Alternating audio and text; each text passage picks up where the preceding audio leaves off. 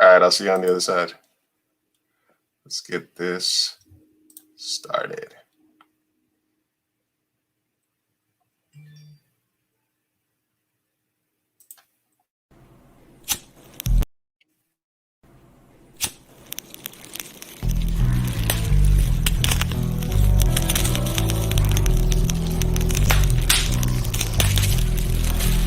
All right, go. 10, 5, 4, 3. That's tomorrow, and that is it. 10, 5, 4, 3. That's tomorrow, and that is it for us today. And we will leave you with a... I can't do it. We'll do it live. Okay. We'll do it live. Fuck it. Do it live. I'll write it, and we'll do it live.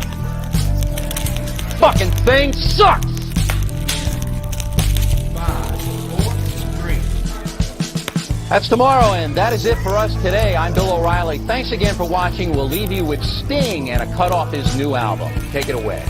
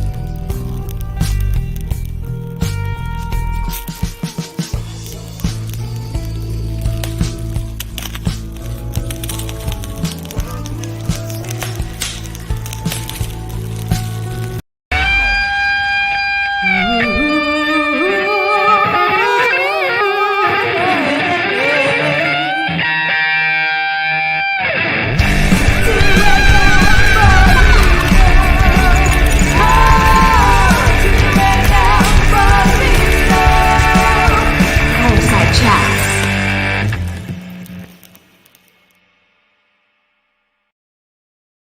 What is up, everybody? It is your boy Lou Martinez, aka Big Chief Burrito, live with you on a Thursday. Fireside Chats with Big Chief Burrito coming at you live, San Diego, Chula Vista, California, the Burrito Lounge. We got Shy Girl napping in the back.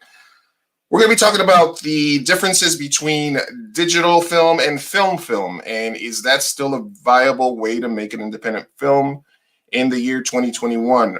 My guest today is going to be Matthew Rocca. He made a movie called Bullets, Fangs, and Dinner at 8. I probably said that wrong. Something about fangs and vampires and dinner and priest. It was a real trippy indie film that took him a few years to make, and he is making his next movie about sort of vigilantes versus the KKK, and he's decided to shoot it completely on a 16 millimeter.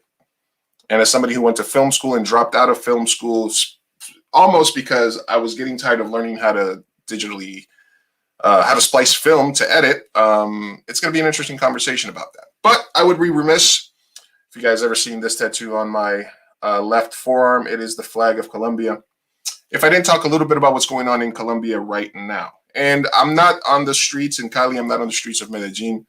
I'm a Colombian, I haven't been there in a long time, but it is still where I was born and where I recognize people, no matter if I say that, I grew up in New York, my father's from Uruguay, I live in San Diego, we're surrounded by Mexicans, you're still a Colombian, right?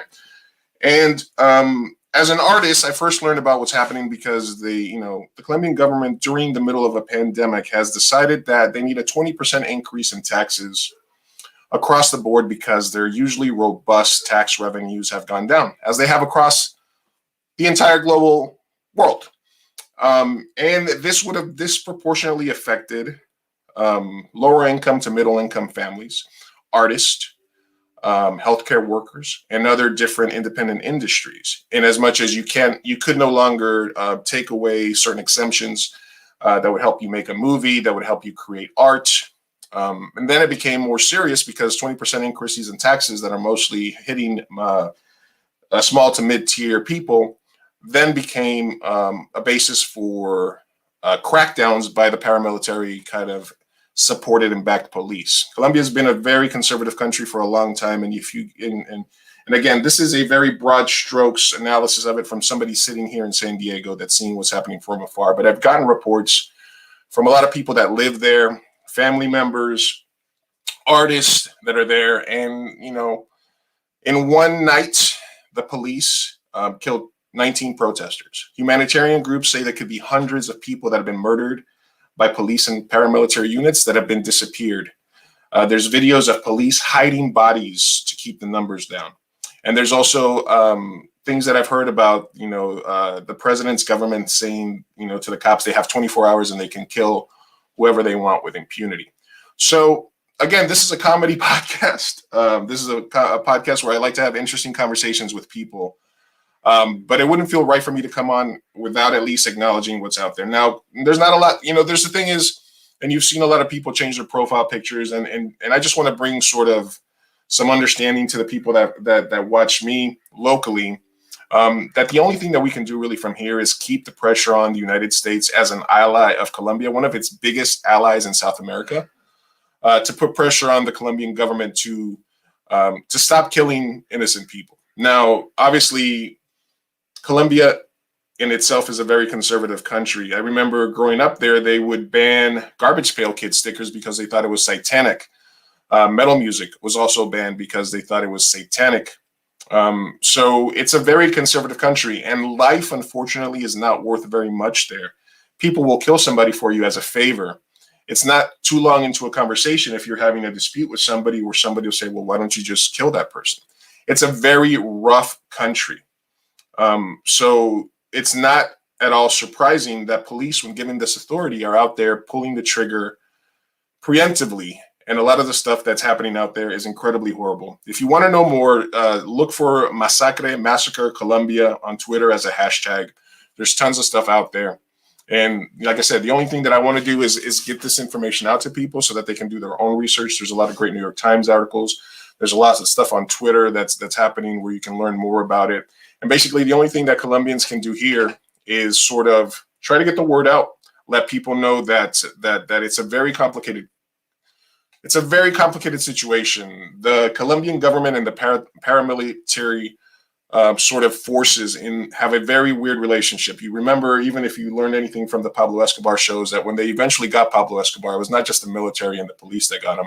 It was them working in conjunction with other narcos and other paramilitary groups that actually got that done. So learn about it. Let's spread the word that this is something that's happening.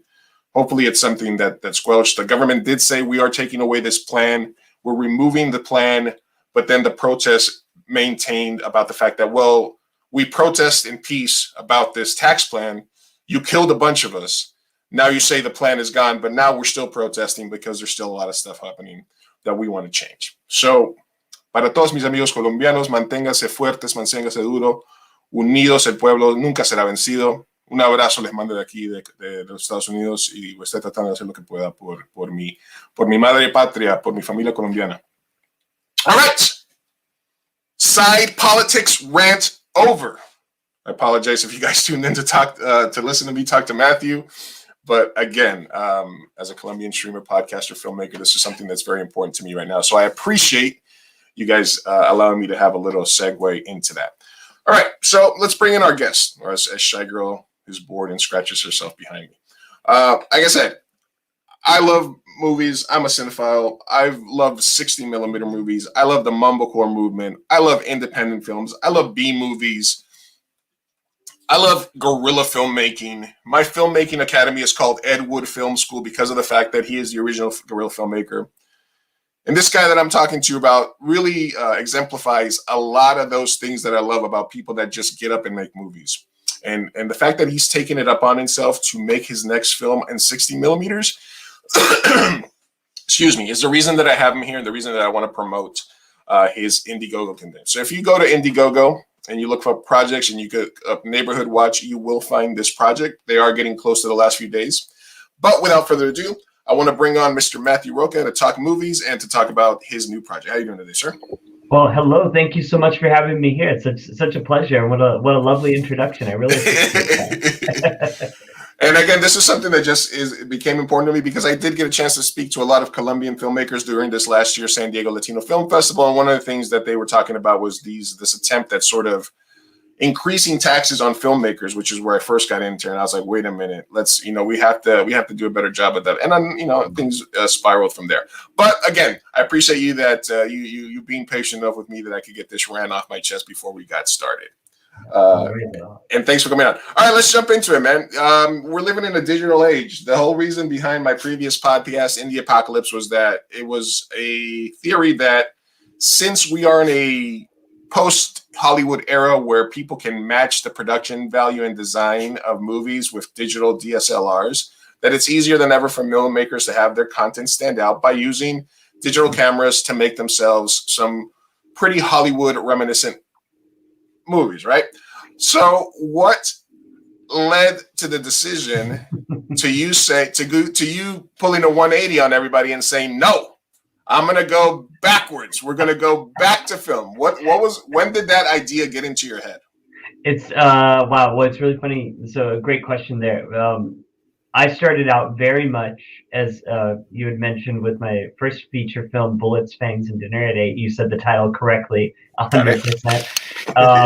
I started out very much on that path of it was shot for a very low budget and shot on a Canon 60D with some Canon 7D footage in there for good measure. And it was very much that guerrilla pick up a digital camera and shoot it and get the thing done and make it as low budget as possible and still make it look beautiful, because those cameras, for what we were doing, those cameras captured a lot of light in really dark scenes.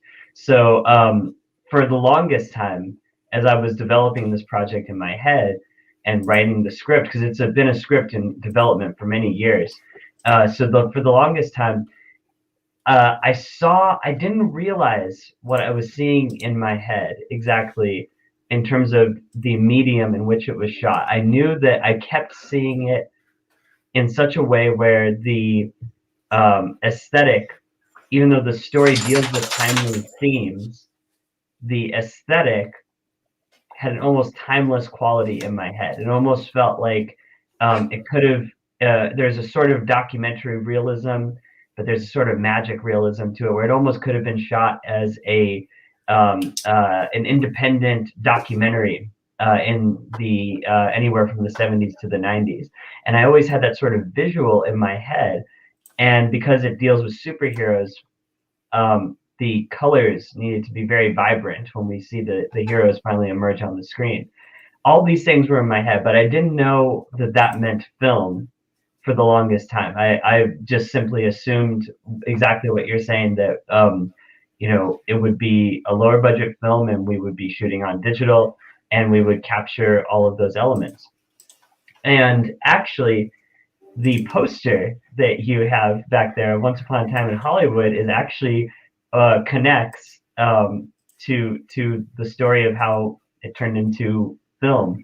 Shooting on film was, I saw that film projected on an actual film projector at Tarantino's theater, the New Beverly, and seeing the movie actually projected on film, and knowing that, of course, it's Tarantino, he of course shot it on film, and then going and seeing it projected digitally, I did really start to see some of the differences, and I started to also really take in just the aesthetic of film and just the I started to fall in love with the grain, with the colors, with the vibrancy, and almost feeling like you were stepping into a theater and seeing a movie in almost a different time. And as I said, my movie takes place in the here and now, but I do want it to almost transport you a little bit. And so I'll never forget, I was walking and talking to my buddy who was one of the creative consultants on this film for quite a long time, Vinny Pompo, who grew up here in San Diego too. And I was talking with him on the phone, and I was walking around, and I said, hey, wouldn't it be so cool to someday shoot on film? And I said, probably for the next project or something. And he said to me, it might not be as insanely expensive as you're thinking. If you're really thinking of your project having the budget that it deserves and not being shot, as low budget as Bullets, well, then it might be, sure, it might be a little bit expensive to shoot on film. But when you consider the cost of post-production, that might actually be cheaper because you're doing way less takes because you can't afford to do a bunch of takes. And Bullets was take after take. So it's like way less takes and way less alterations that really need to be done to the image, because when you capture it on film, it already captures a lot of the beautiful qualities that you're going for. So I did my research and I found that my friend was right. And then that just really took me on that path of saying, hey, this has always been sort of the look that I envisioned in my head. I just didn't realize that film was the best way to capture that. And since then, that's been my mantra. Well, what's the difference in your mind for the finished product, whether it is actually shot on film or whether you just use like a film grain effect or a LUT to give it a film look? What in your mind, what's the leap between that's not good enough for what I want? Because you could have shot it flat, you could have shot it like on something 4K, shot it flat, and then added a film look to it without having to relearn, I guess, how to load film into a camera and how to splice it, or did you, right? How's that? Well, how is that different to you? That's such a great question. Yeah, that's a really great question because I've experimented with that a lot. I teach a class, a drama and film class at a school called Preuss at in UCSD campus. And we actually just did a thing where it's exactly what you're talking about. We were trying to make it look like very 1960s. So, and of course, the kids shot on their phones, and then I put in the film grain and editing and all that stuff. And that can definitely be achieved, and that's definitely incredible that we have that ability to do that through post-production and through editing. But I think for me, I've always been of the sort of philosophy, if you can capture something in camera as perfectly as possible, I've always been of the mindset that if you can capture it already, then whatever you're going to do in editing is just going to enhance a beautiful picture on its own. So, for example, with effects, right? When we did Bullets, Fangs of Dinner at 8, there was a lot of blood and gore and different effects. And I always, I had a lot of people saying, well, we could do this in After Effects and not have to waste the time on the squib or on the fake blood and all this stuff. But I always said, well, where's the fun in that? Like, if we capture it actually on camera, it's going to immerse the audience much more into the Fincher and Zodiac, right? He did all his blood and stuff is all After Effects in that movie. I think you're right. I think it is, and I think Fincher is. It's funny because Fincher is one of my favorite directors, and he's one of the ones that really pulls off sort of the opposite of where I'm coming from, but he does it so perfectly because he's Fincher and he's a genius. He does digital and he does a lot in effects, but he knows somehow he's got this magic eye, or he knows how to pull it off really beautifully. But for me, I feel like when you capture it, a perfect example, when we shot the trailer for this film, so we did the reverse of what's usually done, where you shoot the film first and then have the trailer. We shot a promo trailer to get people excited for the project, and that's what people can find on our Indiegogo. So we shot that all on Super 16, and the result was so beautiful when it came back. People who haven't shot on film maybe aren't familiar with actual dailies. But right. When you actually get it, you have to wait for the lab to process. And when it comes back to you and you actually see it, it's like you're opening up a Christmas gift. It's like the most exciting thing. And then to see that quality was captured already on the screen is such an incredible excitement, because then you realize that you don't have to do as much to the image as you would normally in post. So I had Brian Butler, one of my great friends, who is a San Diego and LA filmmaker. He came in and he did color correction. And he commented to me, that he did a lot of subtle different things to it, but he said compared to what he's used to, his hours were way reduced compared You're doing your color correction mostly in camera, right? You have to. Yeah, well, that's what I mean. You get the color correction, you get the lighting, you get the aesthetic, all of those things that you could be spending a lot of time in post trying to do with the grain and the texture and all those things. You just do it right then and there, and then whatever you do in post is just adding to that image. It's already pretty close to perfect on its own. That is, of course, if you have an incredible cinematographer who knows what they're doing with this, right? Because if I was the one shooting this on film by myself, that would not be what it was, right? Because I know the vision, but you need an incredible cinematographer who knows the technology of old film the way that my cinematographer on this trailer, Gary Long, did. And he just was incredible.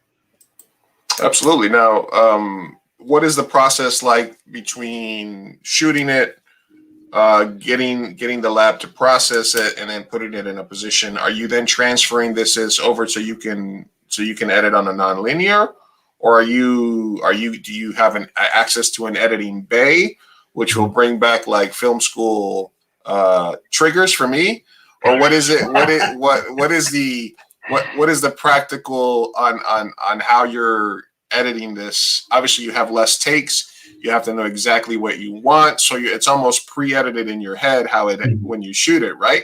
Yeah. But how do you can't just tell the cinematographer, give me stuff that I can cut away for, so I can just put it in a folder and I can just use those when I need that. What is the post-production process like for that after or that for a feature? Well, how's that going to be? Well, yeah, that's a great question. I think the post-production process is really dependent when you're going for shooting on film like this. The post-production process is really dependent on you really planning in the pre-production process. So as you said, you have to have the movie kind of cut in your head. And so for this film in particular, each and every shot is storyboarded, very, very detailed. I'm not a particularly great artist, but what I'll do is have every single shot very mapped out, and then I'll have, of course, a very detailed shot list, and put this all together so you can see where each shot goes. And that was sort of the process we tested out with. A lot of what we did with the trailer was experimenting with the process to see on a really small scale how it would work. So I had everything very mapped out like that. I showed that to my cinematographer. We had incredible discussions, and then we would bounce different ideas around from there. And he would be looking at how to best capture the frame that's in my head with the technology and with the lighting and everything else. And then, as you said, when it comes to post, what's interesting is you get those dailies back, and I'm not eccentric enough to be cutting it on film. That I'll leave that to people like Tarantino.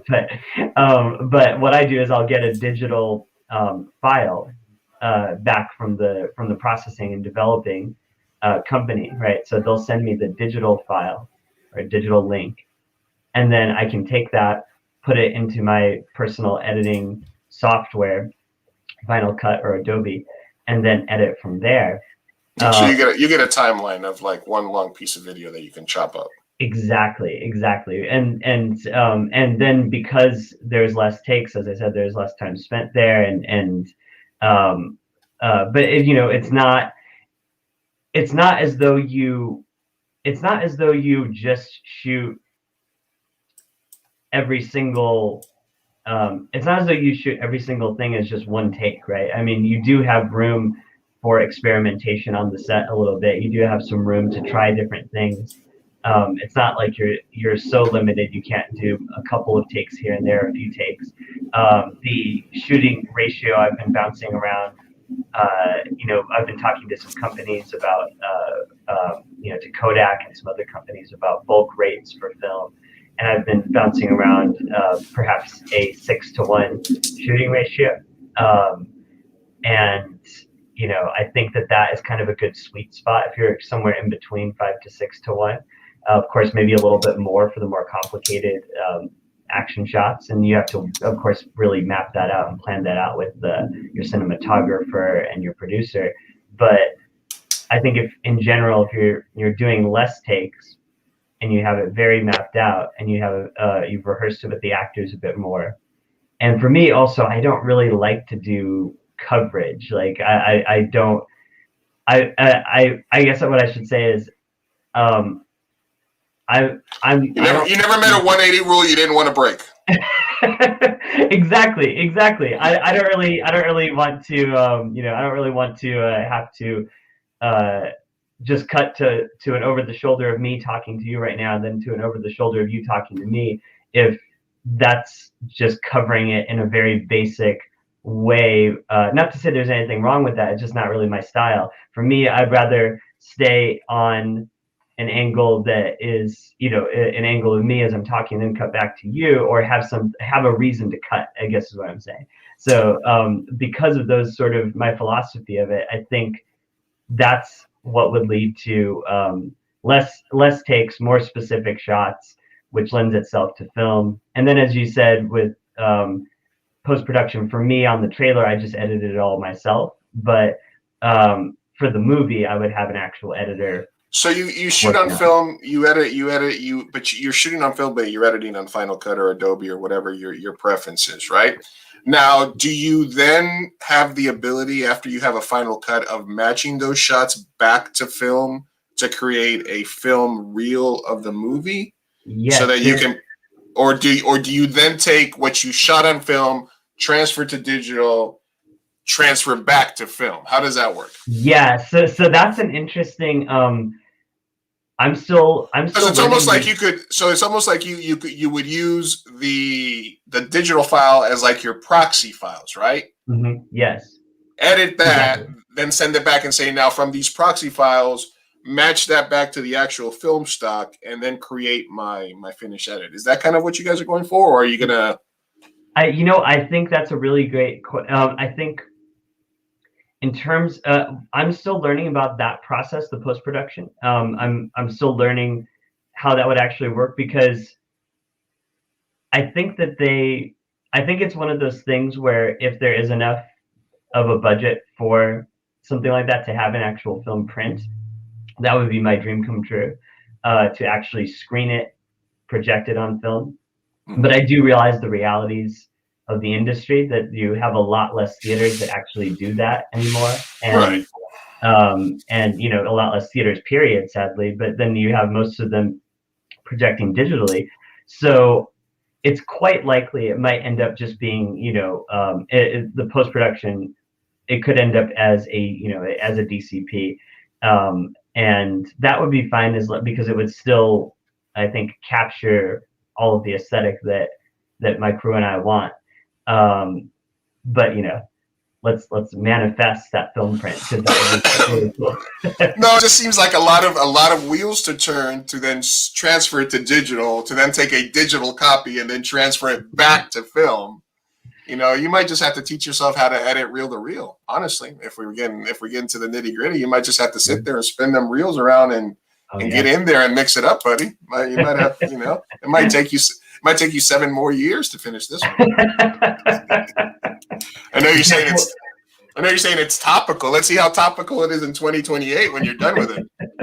Well, it's funny you say that, actually, because in my view, one of the things that will keep the film, one of the things that'll keep Neighborhood Watch really alive as a movie, and give it, keep the shelf life alive for it, is that what you could watch, I think, with the storyline that's there. For those who don't know, it's these kids who realize that these racist hate crimes are happening in their neighborhood. The KKK exists in their neighborhood. They decide to become superheroes in response to these supervillains, and go out there as vigilantes, go and stop the racist bad guys and save the day. And they end up realizing that real life is actually not as simple as a comic book. So that storyline, in 2021, with everything that we've experienced in the last couple of years, especially, I think people could watch it. It would feel very timely, very current.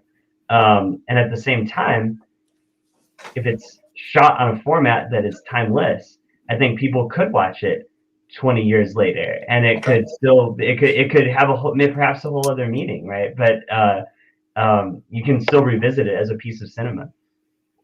Absolutely, man. And I appreciate you taking the time to answer these questions. I love to talk about the process of filmmaking with filmmakers, obviously. Yeah, and I gotta tell you, I also had trauma from film school with shooting on 16. So it's funny that I came to this conclusion because it was my films. I think honestly we need better education on shooting on film, and also just on the actual expense versus what sometimes we think the expense is. Because when I was, in film school, same thing. I did not learn very well how to do it. It was very difficult to load it and to do all that stuff. And I really didn't like it. And I thought to myself, like, oh, why are we learning this? Well, when we have that's precisely the reason I dropped out of film school. Is number one, they were trying to teach me how I should feel about movies that I already had a feeling about, which I didn't enjoy.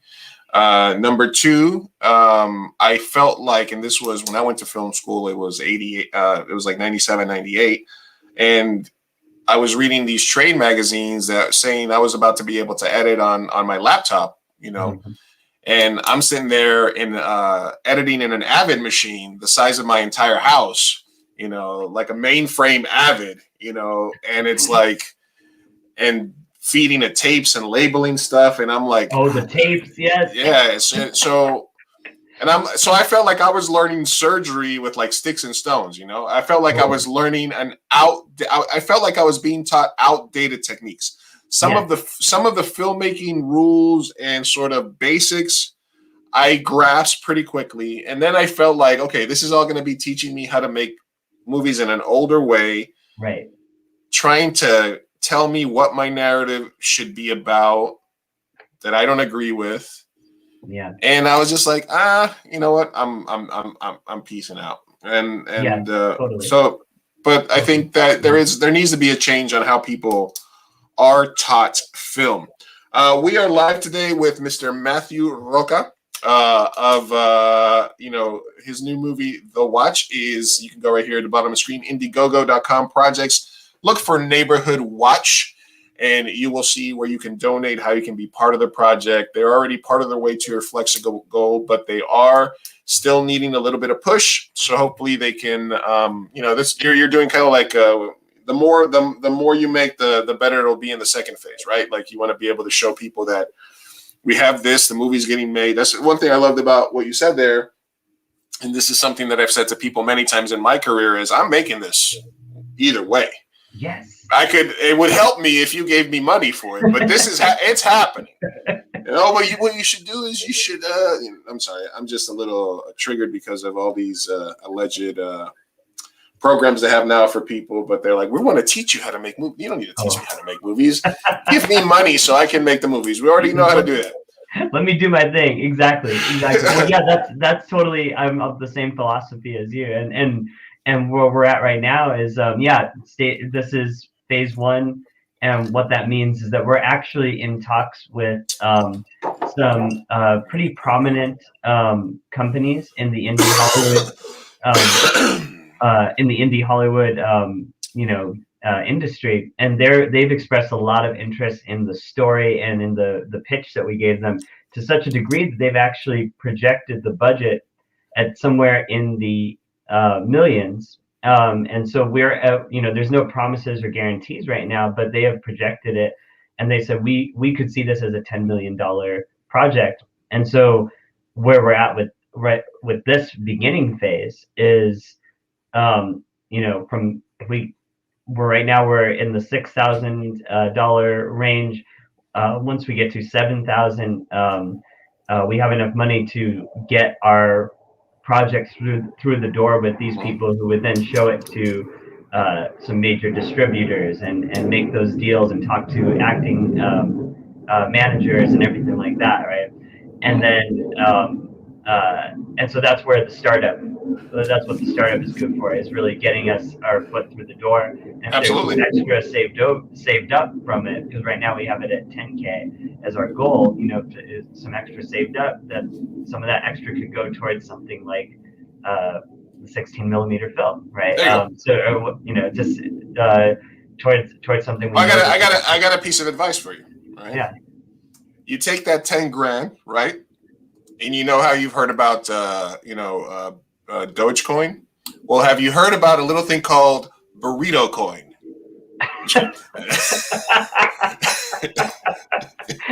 You take the 10,000, you invest it in crypto, you leave that in there for like 3 weeks, boom, 200K, boom, instant. Brilliant. To the moon. All right, let's watch the trailer. How about that? Yeah. All right, let me share my screen here. We're live. All right, but before I do that, let me as I hit share my screen here, want to remind everybody we are live with Mr. Matthew Rocca. Go check his project out, Neighborhood Watch, on Indiegogo, and you can follow him at his YouTube channel as well. Make sure that if you are watching, and thank you for staying through to my rant, you are following us. Excuse me. Facebook.com/2am burrito, so you get notified when we go live. If you watch or do any gaming on Twitch, make sure you follow us on Twitch at twitch.tv/2am burrito. I often play video games and do silly stuff on there as well. And if you want to watch any of my old movies, youtube.com/2am burrito, where all our old films, you can even see all my other interviews, bracket bits, etc., etc., etc. And then one other thing that people have been asking about is, hey, Lou, I'm enjoying the content. I want to support you and what you do. Well, this week, my PC took a shit. That's why we're on our laptop today. So if you would like to contribute at all to any of our projects, you can find us on at Big Chief Burrito on Venmo or Cash App, and you can donate any amount that you'd like to the podcast, to the stream. Everything that I get from donations goes directly back into producing more content for you guys. And make sure that you're following us at all our links at 2amburrito.com. That's where you'll be able to find all the links that I tell you and more about our company and about the projects that I've worked on. And me and Matthew, even though we never worked together, have worked with a lot of the same actors. I feel this is what happens with a lot of director producers, is that we each have our little silo, like our little production cliques, and then the actors that work with us get to rotate and play with all our different teams. So it makes it hard for me and him to collaborate or do something, because we're both directors, we're both writers, we're both going to want to be top dogs on something, right? So that's why I also find it super interesting to have these conversations, because it's oh, you do some of the similar stuff that I do, and oh, you work with a lot of the same actors that I do, and so it's good to have this conversation, sir. Yeah, and it's really nice when we're in it's also really fun to have the small world of San Diego, because there's so many talented people in San Diego, and it's so cool to kind of have that. It feels a little bit like everyone's a family. There's that connection to, this person, that person. It's great. Absolutely. All right. And let's watch this trailer. Woohoo!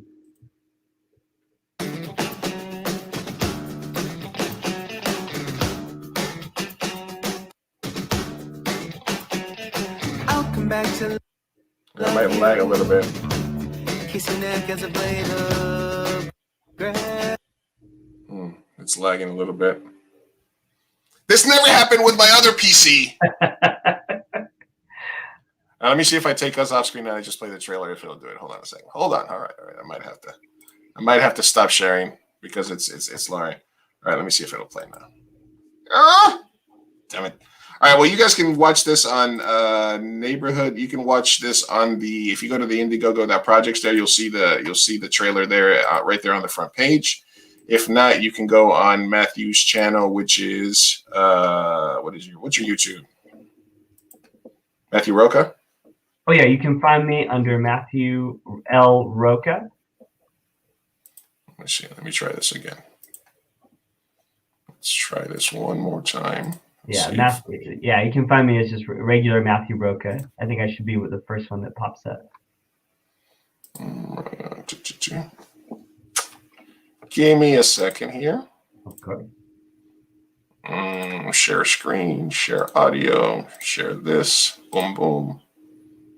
Let's get it off screen. Boom, boom. Just like this, like that. And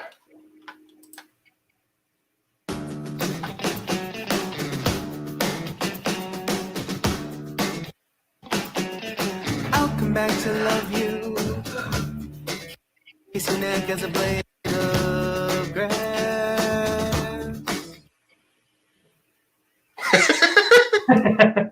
Cliffhanger. But just from that there, you can sort of you can get an idea of the color correction. I'm sorry. There now you want to play? Never mind. People can. I'll make sure I link. I'll link the video here. What is that girl looking at? Click on the link to find out. What happens? It seems like there's just a couple of guys sitting there on their skateboards. Nothing more to see there. All right, I'm putting the video link in the chat there for people. You can watch it. You can watch it and then come back. But talk a little bit about the casting and about sort of one of the things about indie filmmaking that is a drawback is that in the indie filmmaking world, you have your what I call your lifers and your hobbyists. You have your people that are dedicated to it. And this is kind of what you were talking about. San Diego film community is a very tight-knit film community. Right. Sometimes that familiarity breeds unprofessionalism because you're dealing with the same people and it's more of like a friendly thing than opposed to just doing things in a professional manner. Totally. And when I say about your lifers, you're people that plan to move to LA or New York at some point. They're really taking the steps versus hobbyists who just want to be sort of part of the film club and just want to be in the mix and they like movies, but they have like maybe they have a partner, wife or husband that might have a bunch of money, so they don't have to have so they can be like, oh, I'm an actor, whatever, I'm a filmmaker. My daddy bought me a $50,000 Red Dragon, like stuff like that, And then you have the lifers and the people that are grinding out who need to make movies. Yeah. Yeah. So when you work with some of these people that might be on different career paths as it pertains to acting, to tie yourself, because a couple of projects that I have that fell apart were because it took too long to finish filming and people's life situations changed. People got married, they moved away, stuff like that happens. So how do you deal with that? Because you've had one long-term project where you have this massive cast where you just keep adding and adding to it, and then you have this big sort of thing that you're starting off. How do you deal with that pressure of making sure that you find somebody that's not only right for the part, but that you feel is going to be committed to the project long-term? Because if they're in the trailer, but then they can't be in the actual movie. You know what I mean? Yeah, for sure. Well, it's a really interesting dilemma. It's really interesting, especially because we shot this trailer in such an unconventional way where, we did not, we made it clear with, first of all, the actors who did such an amazing job. They really brought these characters to life in such a way I could never have dream. Like, these characters have been in my head for years, and they brought them to life just in 2 minutes on that trailer in just such an impeccable way. And so, but I made it clear from the very beginning, we don't know what's going to happen with casting. I hope, based on our incredible relationship working on the trailer, I really hope that we're able to continue this with the film proper. However, because it's going through the circles of some pretty major financiers, there could very well be a situation in which the financiers say, okay, well, we will put down, 10 million if we can get this name. My girlfriend's an actress. What?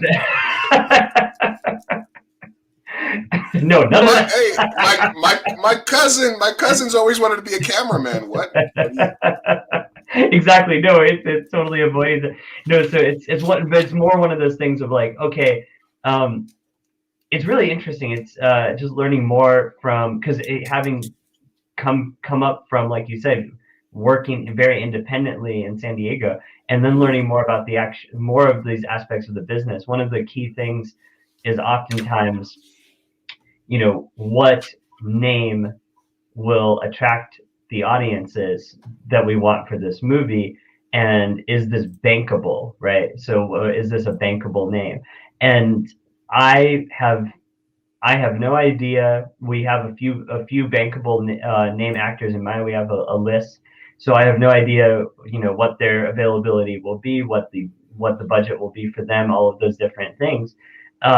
So we don't know. It could very well be the same cast we see in the trailer, and then perhaps there's a bankable actor in a different role in the film, because there's multiple roles in the film. So you could see the same cast, and you could see, William Fincher in a different role in the movie, right?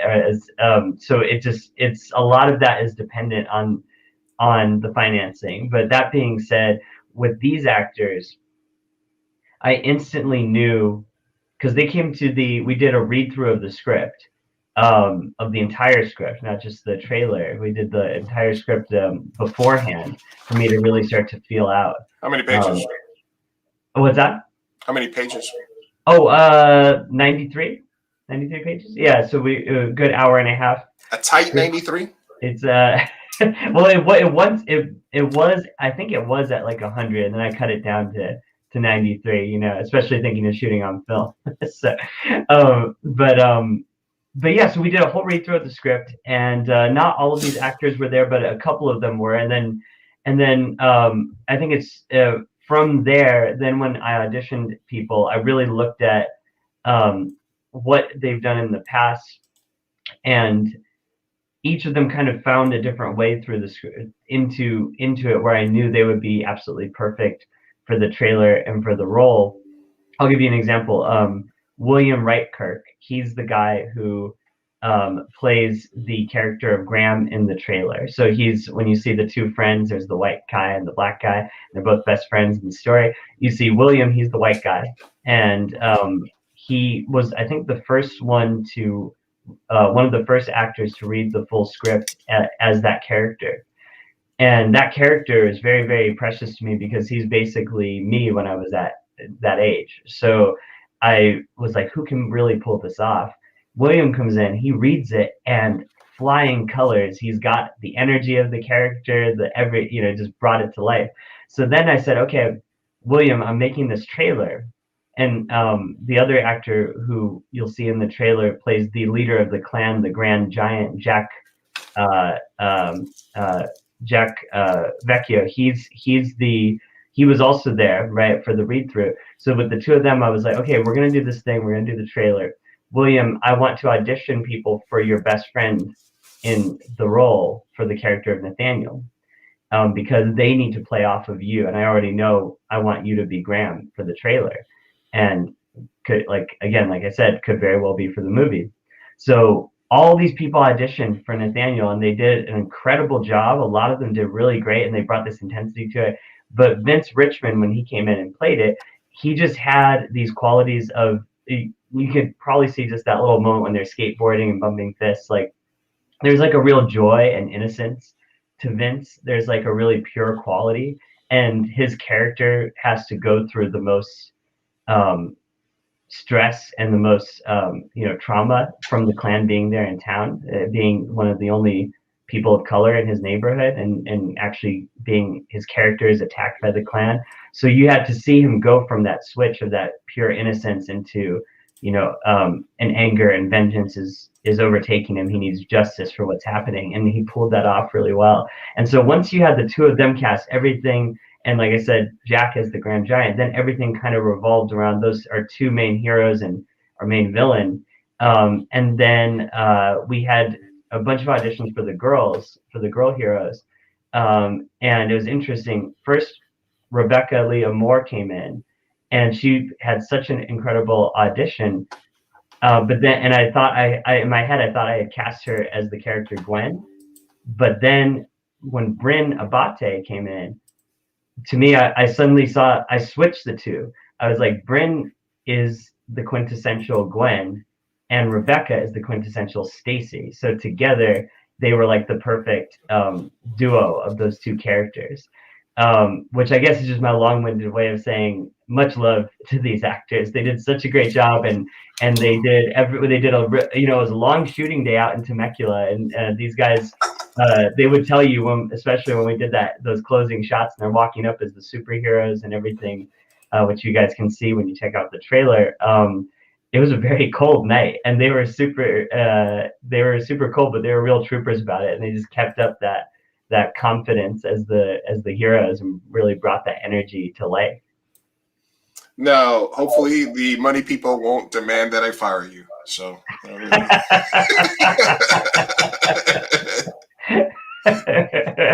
Thank you very much for being a part of this project. Let's hope I'm not forced to make a financial decision versus a personal choice. I'm sorry. I think that as long as you're upfront with actors and stuff about that, like I said, one of the things that sort of a veteran actor told me one of the first few times that I was on set was sort of precisely that, which was, even if you are starting off as a director, you still have to treat people as if you were paying them, because when you're starting off, unfortunately, one of the places that as a filmmaker you can skimp when you're starting making your movies is you don't necessarily have to pay actors. As long as you're feeding them, giving them footage, treating them right, being professional, they are unfortunately, if you can only pay a camera person or your actor, you're paying a camera person. Right. Those are the realities of filmmaking. But as long as you are honest with the people that you're making the movie with, and they understand kind of like what the situation is, and you're honest, there's no reason why you can't, at the very least, have them. All right, here we're looking at a couple of pictures here. You're talking about the two actors, right? Yeah, that's Graham and Nathaniel. That is the shield that our superheroes have, which was pretty fun. And then this is the Grand Giant, played expertly by Jack in the trailer. Okay, I love the light coming through those shots. Oh, look at that guy. Oh, thank you. That was like a real deep. I'm just kidding. And then here, look at the awesome colors that you're getting here in this background shot. Very cool. Oh stuff. Man, that was one of those cases where my DP Gary Long, I brought him on board because I saw his 16 millimeter and 35 millimeter work. He has you guys should check him out if you're looking for an incredible DP, Gary Long. He's got a website with his videos and photos and everything. And so when I saw his stuff, I had another DP attached who was incredible as well. And for scheduling reasons, he had to drop out. So I was like, oh gosh, I need to find someone who really understands how to shoot on 16 and can really give me that quality that I want. So lo and behold, I find Gary's stuff, and his lighting is just impeccable, everything. And so when it came to this, I'll never forget when we were shooting that shot that you were just talking about with that beautiful light entering. We were all a little bit nervous because we had, especially my AD, because, his job to keep everyone on time, right? So we had just a little while before the sun was going to set. And then golden hour. And then we had to do this crazy shot during blue hour, where you'll see in the trailer there's a shot of the cross burning, and we needed that iconography, and we actually set a real 15-foot thing of flame and everything, and we had to do it at blue hour to really catch the look of it. And how many lookouts did you have in the neighborhood when you were doing that? Because people driving by. No, that's what's so cool about this place. Okay, so Lisa Landau. Filmmakers out there, look up Lisa Landau, her home in Hemet. She is such a wonderful, gracious host. She said, you know what? She's in the business right now of she has the most beautiful home, and there's no neighbors that can see this stuff, right? She's got acres of land, acres and acres of land, and she because she has such an incredible amount of land and her home is so beautiful, and literally you walk in, it could be like a studio because there's so many rooms you can film in. So she's in the business of trying to get more filmmakers to film stuff at her home, and to trying to bring Hollywood as well to try to film stuff at her home. So she was like, yeah, you guys can do that here. And she talked to like the fire marshal and made sure it was okay, and all of that stuff to actually do it. And we had all the safety precautions in place. Nice. But luckily, thankfully, we did not have to do the whole deal of talking to neighbors or looky-loos or worrying about, especially in this day and age, someone really taking it very seriously, because we were out in the middle of nowhere. We had all the safety precautions we needed. But that's the thing that Gary was so brilliant at too, was he knew exactly when the sun was going to come at that angle that we needed and when we would catch the flame and everything else. And when my AD was like, oh man, like, I think it's time for us to catch that shot. That's a really important shot. And, my AD, Miko, who's incredible, kept saying that to my DP. And my DP, Gary, was just super calm, super chill. And, he's got this great calming, accent. I think he's British. he's just he's like, no, we have to wait. We have to wait until the lighting is perfect. And it won't be perfect until about 10 minutes. And then he just kept waiting. And then right when it was perfect, he captured that shot of them walking up the hill in that beautiful light. It was impeccable.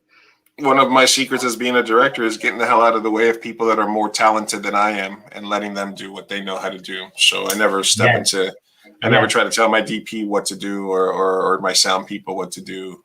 You gotta, filmmaking is a collaborative art. Now,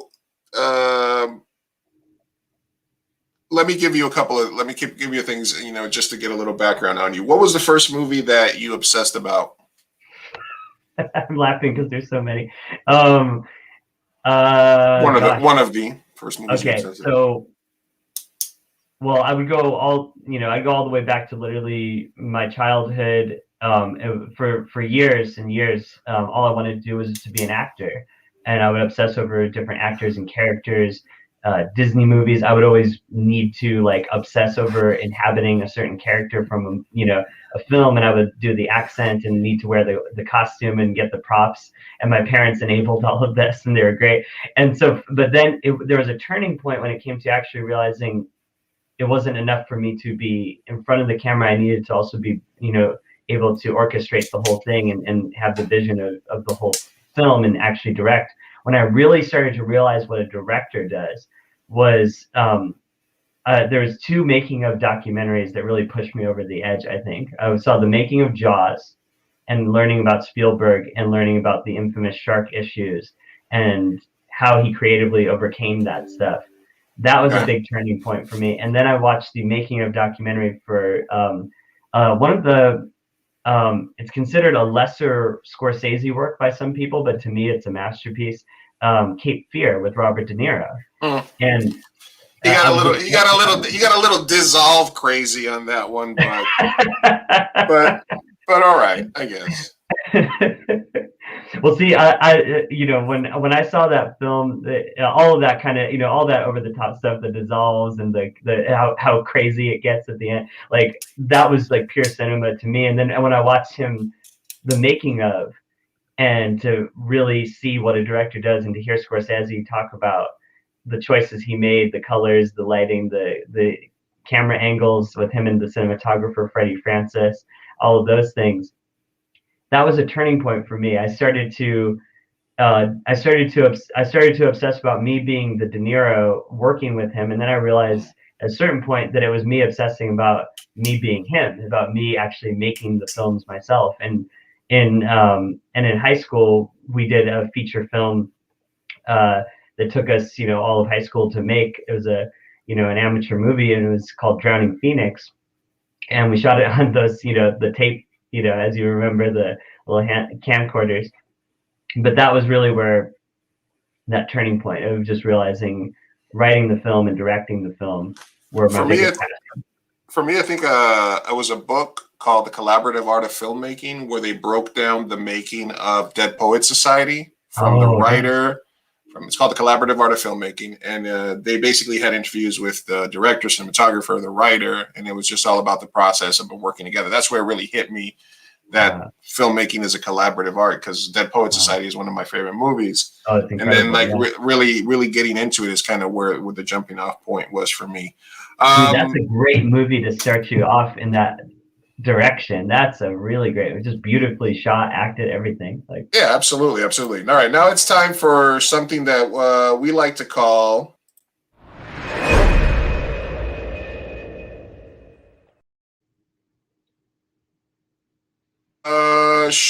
Matthew, should I buy this hat?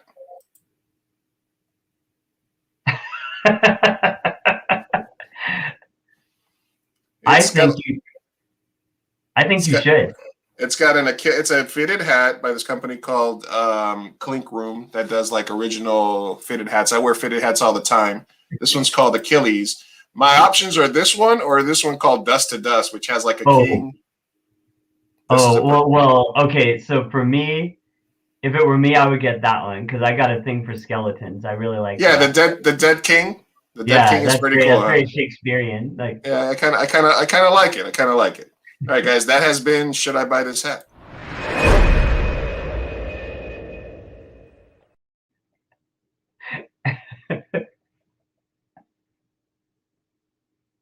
Computer's lagging. I'm trying to act like I'm still on my like $3,000 PC that I run my streams through, and instead I'm on my little $500 laptop. So usually these transitions go a little bit smoother.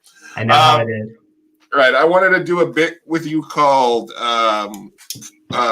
underrated, properly rated, and overrated. Okay. For film? Yeah. I want you to give me a director or filmmaker that you believe is underrated, a director or filmmaker you feel is properly rated, and a director or filmmaker that you feel is overrated. I'm going to give you my three right now just so you can give you an example, okay? And if anybody in the chat wants to give me who your underrated, properly rated, and overrated director is, I will start. Underrated, Sofia Coppola. I think Sofia Coppola is one of the best filmmakers out there. I'm excited to see everything she does every time it comes out.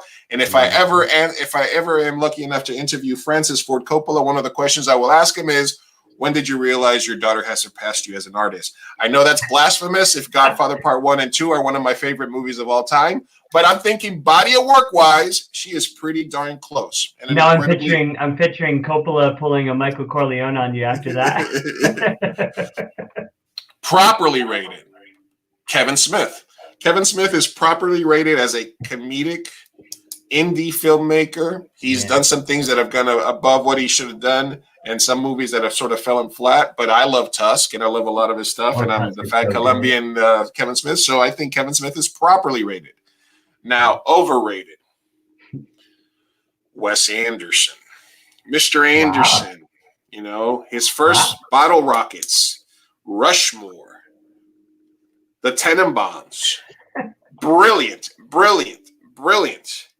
But then he got a little bit too much money, a little bit too many budgets, and his Mujahideen and hotel movies and train movies sort of all blended into each other. And it just became a series of like panning and little mosaics and stuff like that. So I think he's become, I mean, I did like the Isle of Dog movies. I'm going to give his next, like the French Connection or the whatever the next movie is that he's doing, I'm going to give it a chance. But for this segment, I'm going to put him as my overrated director. Wow. That's Sofia Coppola, Kevin Smith, Wes Anderson. Mr. Roelka, the floor is yours. Oh, gosh. This is difficult. Okay. For underrated, it might sound like a silly answer in light of what we have just received with Release the Snyder Cut. But hear me out. Back in the day, before Release the Snyder Cut, that's the first answer that came to my head was Zack Snyder, because before the hype that came surrounding the whole Release the Snyder Cut thing, before the Snyder Cut came out and blew everybody or most everybody away, maybe not everybody, but before it blew so many people, myself included, away, and now it's like this great thing, restore the Snyderverse and all this. Pre that, I thought he was very underrated as a director. When he came out with Man of Steel, there's a lot of divisiveness, and BVS I thought was pretty much a masterpiece of comic book cinema. A lot of people obviously disagreed. So I thought he was a very underrated actor at the time, director at the time. Okay. What about properly rated? Properly rated. You can give me Spielberg. There's so many. I'd be remiss if I didn't bring up probably one of the names that comes to my head is Paul Thomas Anderson. I feel like he is here's the thing with him. I think there's probably more people that in the general audience that should perhaps know his name, but Okay. as a director, as he's properly rated as a director's director who makes cinema, who makes movies, and that the people into that stuff that like we are really know All that right. name and know who he is. What's better, Hard Eight or Magnolia?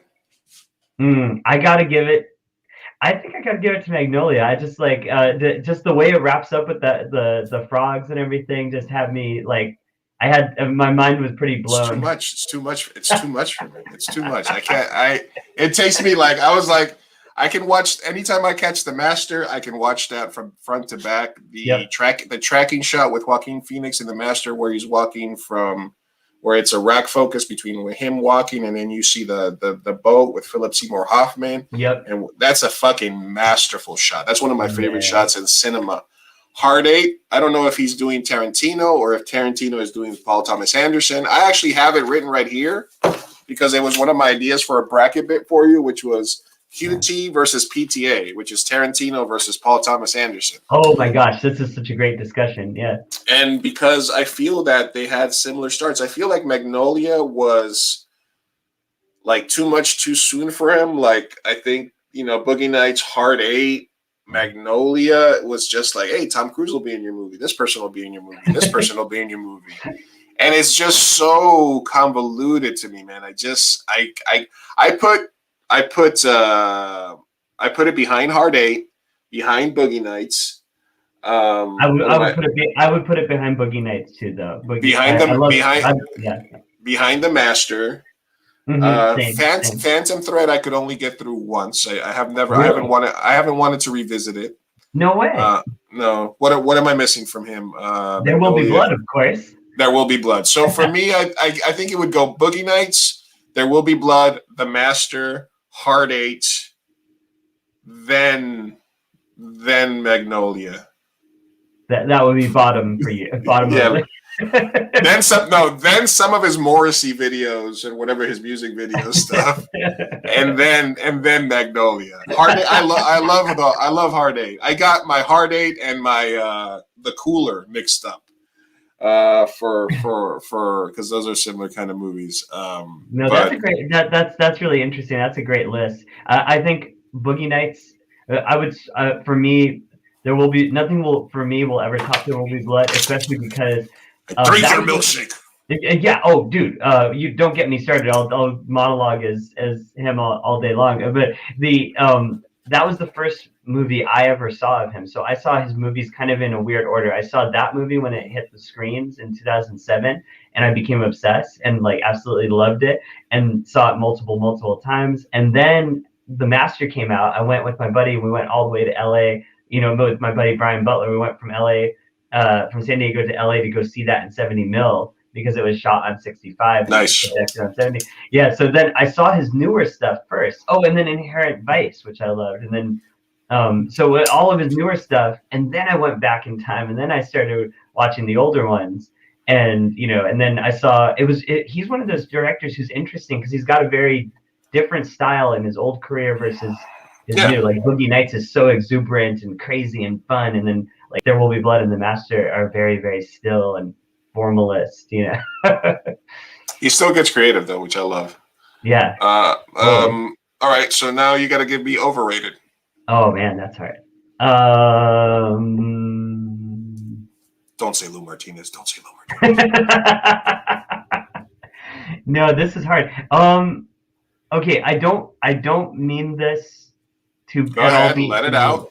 Okay, I think as a director, not as a visionary, not as a producer, none of those things, but perhaps as a director, just a little bit, maybe George Lucas. Like I think that as a visionary, that he's created this entire world that obviously no one could top what he did, especially with those original films. I think perhaps his strength is not. Some people might just say he's one of the best directors. I would argue maybe his strength lies more in the vision and the producing. Producing. Yeah, exactly. Yeah, absolutely. I mean, a lot of this.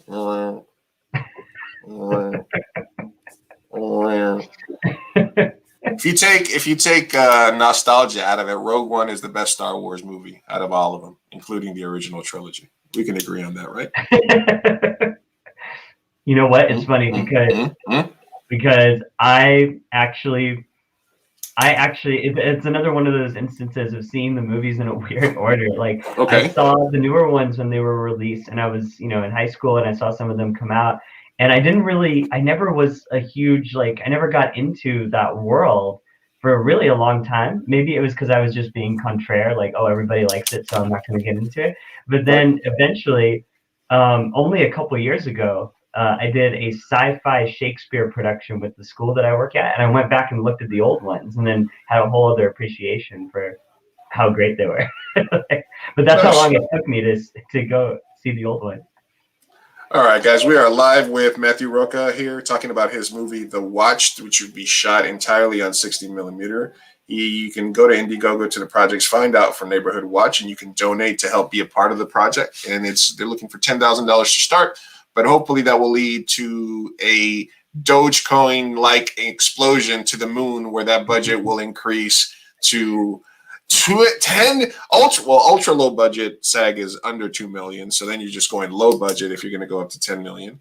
But there is a way that you guys can be a part of it by following. And as always, I like to promote local filmmakers, talk to people that are cinephiles, and have interesting conversations. Thank you for everybody else that has tuned in. And make sure that if you guys are new to the program, you follow us, facebook.com/2am burrito, YouTube, and twitch.tv/2am burrito. Basically, if you look for 2am burrito anywhere where your social media, you will find us. And if you have a problem with that, just go to 2amburrito.com and you will find contact information, links to our old works, links to all our social media. And lastly, make sure that you follow us as well anywhere that you find your podcast, because after I do the stream live, I will release it in audio form only under the 2am Burrito podcast. Again, just look for 2am Burrito on Spotify, iTunes, Pandora, anywhere, literally anywhere that you get your podcast, and you'll be able to follow us along. Thank you. So the watch, I did want to say that like I said, we talked a little bit before. We use a handful of similar actors in our projects. I did notice from Bullets is that you don't have a lot of coverage shots. There's not a lot of wasted movement. There's a lot of fast-paced editing, a lot of time ramps. A lot of cinéma-vite, or whatever you call that. A lot of guerrilla shots. A lot of that's a shot of a random ass place. That has nothing to do with it, but you make it look like the outside of a church. I was like, isn't that the ASPCA? Why do you have a? And then you're cutting inside to a church. So I love the aesthetic and the look and kind of what I felt was the style of your filmmaking for that, right? Thank you. Like I said, I'm an Ed Wood fanatic, and like I have my when I teach, filmmaking or acting, it's always under the Ed Wood Film School label, because I believe he's the original guerrilla filmmaker. So I appreciate you for coming on. So The Watch. And, I did want to give you a chance to sort of talk a little bit about the issues, the social issues that are there. The story revolves around something that's been topical in the country for the last, 100 years, which is racism, which is recruitment of racism, which is where racism sort of starts or is rooted. I did have, if you guys go back and listen to some of my early podcasts, I had a friend of mine who used to be an ex-Nazi, an ex-skinhead, and he talked about how people are radicalized, how he was radicalized, and how he sort of came to know that. So it is an interesting topic in 2021 for you to bring up. Why is it important? Why is that important personally to you? And since you've had this in your mind, in the back of your head for several years now, and kind of what are you hoping to put out there as the message as a filmmaker? Yeah, really great question. That's so interesting about your friend too. Wow, that's so Neighborhood Watch. Yeah, I said, when'd you stop hating me? And he's like, you're just a funny guy. So I was like, all right. All right, go ahead. I'm sorry, I didn't mean to cut you off. Well, yeah. So Neighborhood Watch is, like you said, it's a film that's been in my head for many, many years. So it's interesting because a lot of people might see some of the issues we're tackling, and some people might look at it as because it's coming out, it's being made right and getting ready to be made right now in 2021. Some people might see the story as reactionary, reacting to what we've been seeing in the world, and that's could be a part of how it's developed. But actually, because it's been in my head for so long, it's one of those things where this happens to me often as a storyteller. Is that I I have a certain storyline in my head, and I see um, I have issues I want to talk about, and I think that they're important, but I don't realize always just how important they're going to become until later on, and when it's in conception. Do you walk around with, like, because as a in when I'm creative or when I'm thinking about the next thing, sometimes I'll just have a moment in a movie in my mind, or a scene, or half a scene, Oh, or for sure. an interaction between two characters, or a line that somebody says to something. Like, I'll just Yes. think we're right now, like, okay, A says to B, blah blah blah blah blah, and then I'll just think about that. And then, is Yeah. that how it starts for you as well, or do you sort of come upon like a more fully formed idea?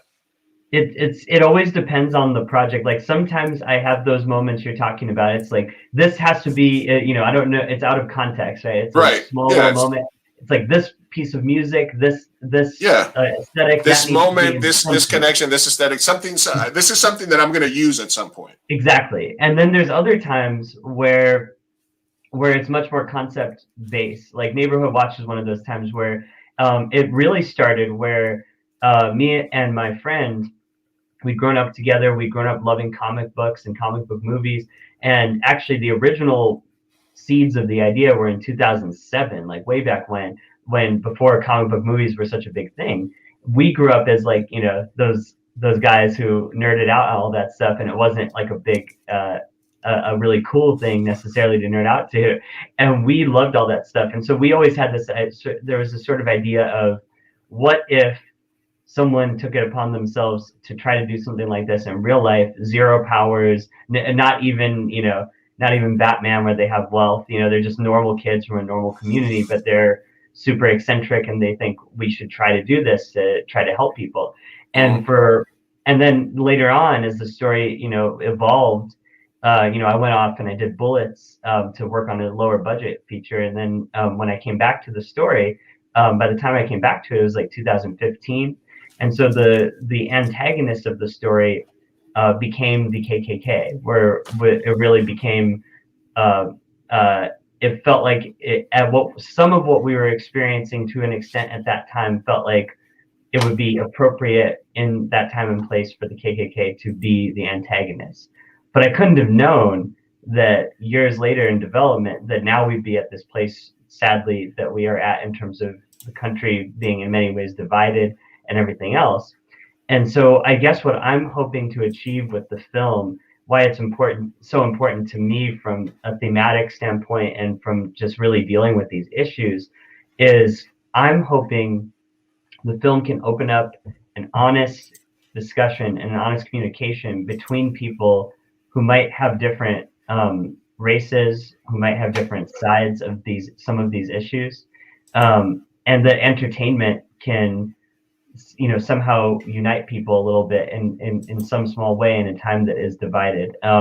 There's an example I want to give, is that the two main characters, the best friends that we saw fist bumping, Graham and Nathaniel, one of them white, one of them black, both have grown up in the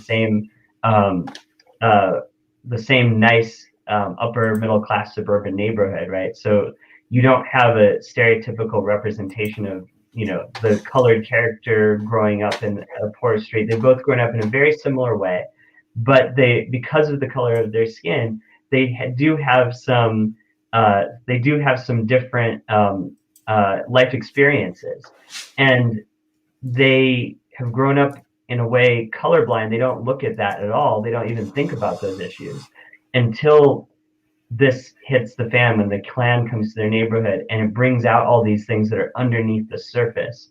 And the two of them have to come to a point where they actually have to argue about their different points of view on how do we tackle these things.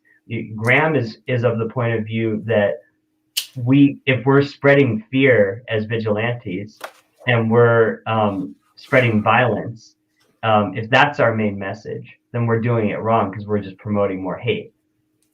Nathaniel's of the point of view that we're in such an extreme time that you need to have extreme measures. So the two of them have sort of an argument that we're all having currently in America. And I'm hoping that the movie can not be preachy, that it can be an entertaining film that you want to go to see primarily for enjoying the entertainment value of seeing these kids come together as superheroes and fight the Klan. But at the same time, I hope that it can engage deeper discussions. And one of the things I've seen recently is that even trying to discuss some of these things can get people shut down, can get people canceled, and can have friendships torn apart. And that's what is saddening for me to see. And so I really hope more people can get to a place where they can talk about these things and not have it destroy their friendship, not have it destroy their opinion of one another, and actually learn something from each other. Because ultimately, that's what our heroes have to do. They can't stay in that place of fighting each other for different points of view on how to solve the same issue. They have to find a way to learn the best of both of each other's point of view. Sorry, Matthew. I think some of my smoke got into your screen there for a second. I apologize. It looks like you're coming at it from a very humble and sort of interesting point of view. So it definitely looks incredibly interesting, man. It looks like, a huge undertaking. I wish you nothing but the best. As always, I understand that it's difficult for two directors, filmmakers to collaborate because, like I said, you have your projects, I have my projects. It is the way it is. But like I said, if you need somebody to just give you a couple of eyes or something, or bounce an idea off of, I do have something that I have in the works that I would love to get your input on because it's kind of verging into your sort of genre and territory. Oh, that's great. I'm always I love working with my friends who are directors, reading their scripts, doing read-throughs out loud, acting out the characters, giving notes and feedback. Like, I love that. Cool. Yeah, anytime I'm down. Absolutely. And like I said, go to Indiegogo, check out the project. We haven't been hyping it too much in terms of but the crowdfunding ends when? We have 3 days left. So we got tomorrow and Saturday. Then it'll end on Sunday. Take a little bit of that Doge profit and pull it out. You pay your taxes on it and invest in an independent movie. Why not? Exactly. Yeah, and actually, there's when you guys all go out and check out the Indiegogo, it's a really fun movie to be a part of, and there's a lot of perks attached. So you guys can go through and check all that stuff out because we have our own creative merchandising, and we have things like that, and being part of being on the film set. Everything else, there's a lot of really fun stuff in there. Absolutely, man. Yeah, I was checking it out before this. It looks like there's still a lot of perks available, and everything from being part of the behind the scenes thing to being able to walk on set and to just hang out. Copies of the movie, the usual standard stuff. So I'm just trying to do my part, get that info out to you guys, so that you can take a look at the projects that are out there. That just leaves one last thing, Matthew. Do tell. It's a little something that we like to call the bracket. All right, boys, you guys know what that sound means. It's time for bracket bit. Bracket bit. Bracket bit. Woo, woo, woo, woo. Bracket bit. Bracket bit. Woo, woo, woo, woo, woo. Fireside Chats.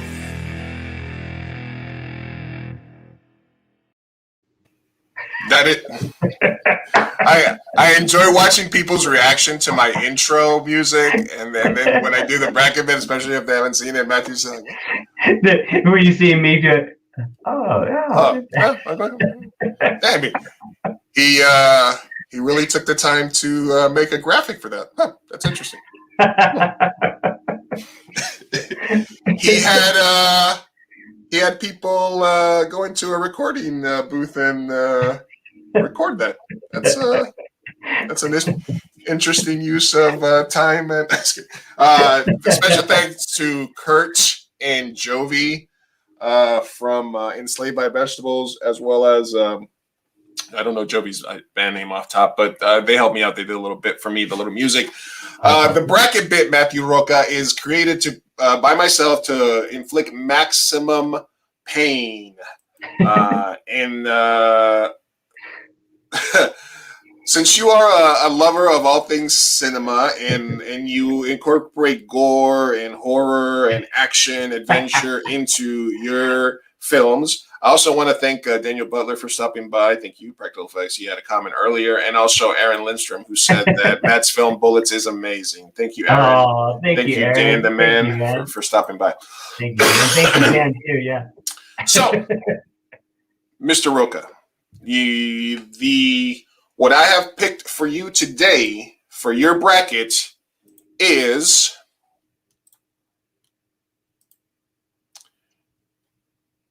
vampires versus zombies. I'm going to give you one.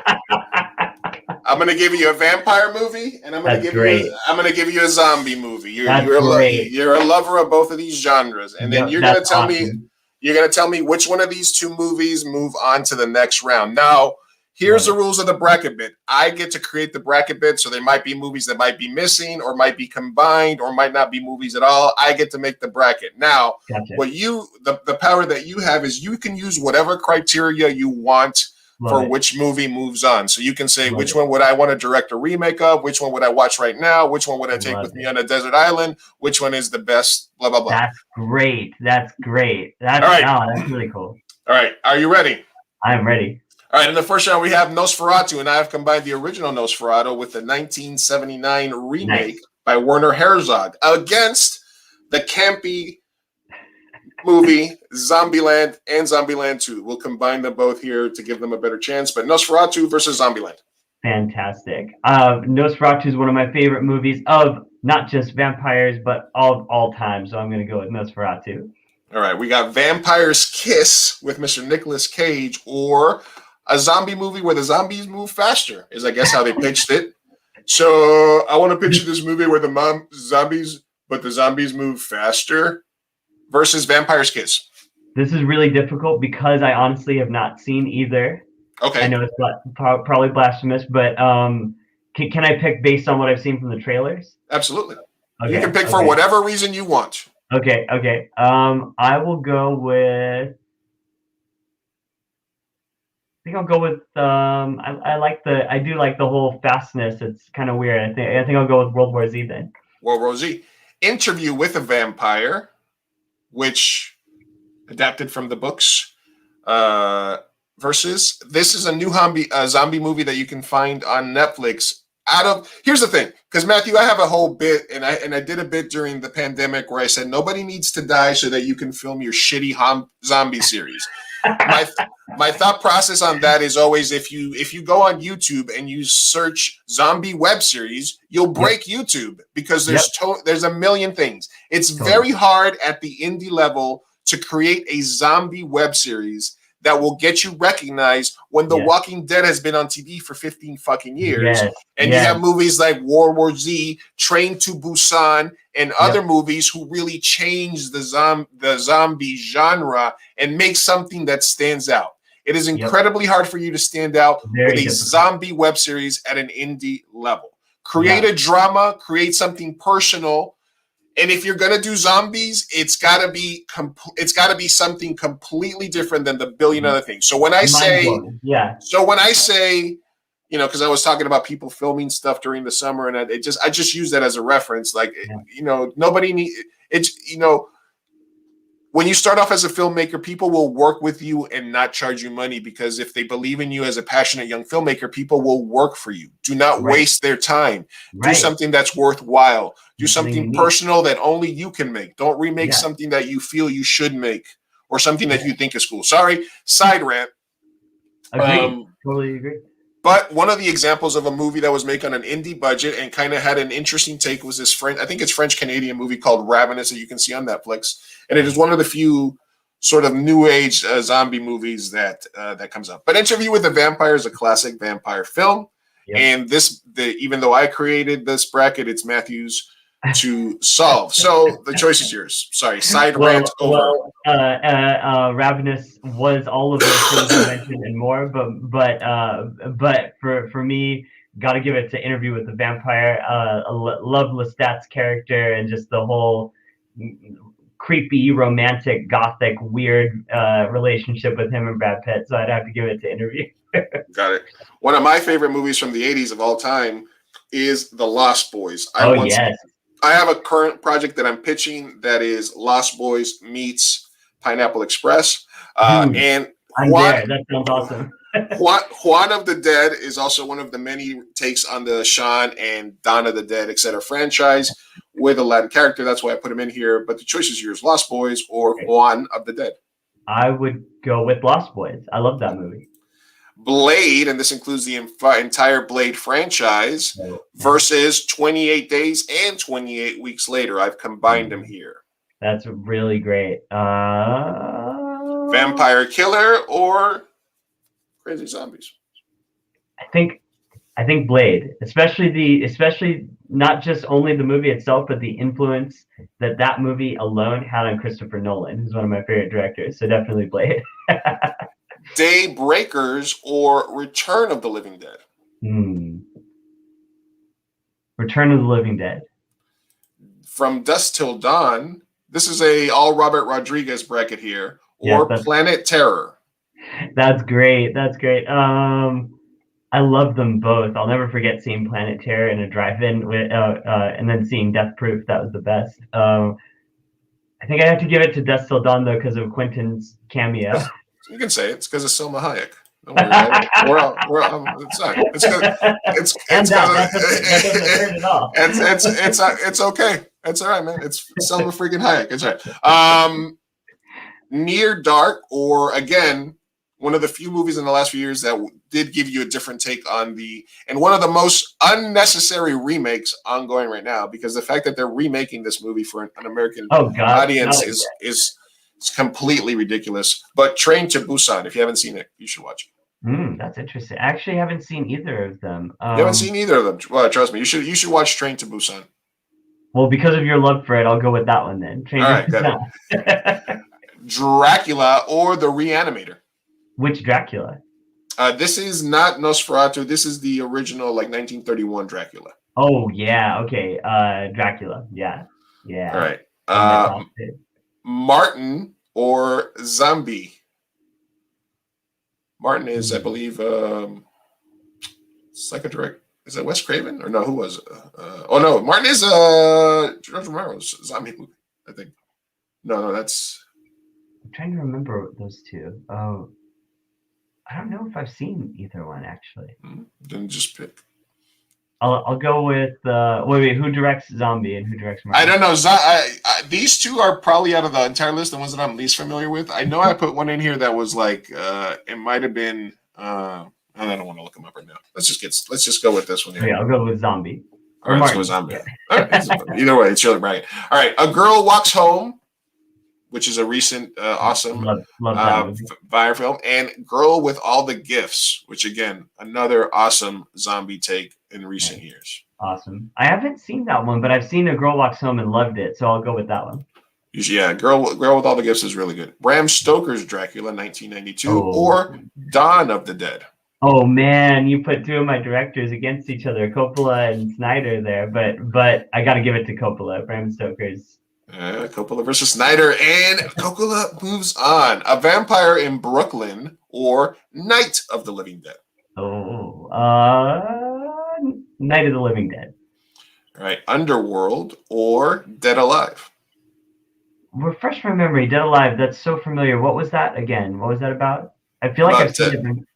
It's about 90 minutes. Dead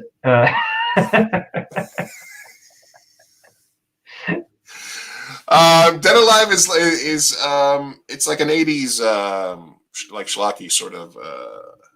That's right. That's right. I think Dead Alive. Yeah. All right, Dead Alive. What We Do in the Shadows, putting two comedic takes on it, or Shaun of the Dead. Oh man, of course, Shaun of the Dead is absolutely classic. But What We Do in the Shadows was like that was a moment for me. I'm gonna go with that one.